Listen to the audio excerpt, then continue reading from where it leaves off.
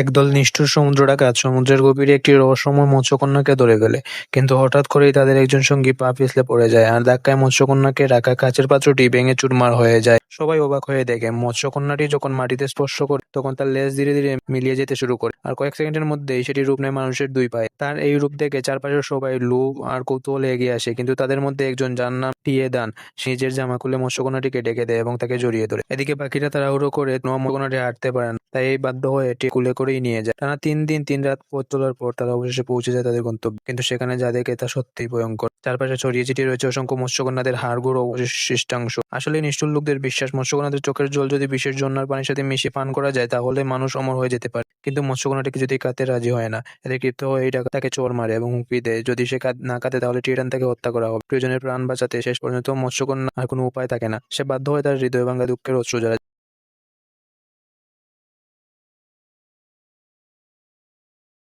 করে। সেই নিষ্ঠুর ডাকাতদের বহু বছরের অমর হওয়ার স্বপ্ন পূরণ হয়।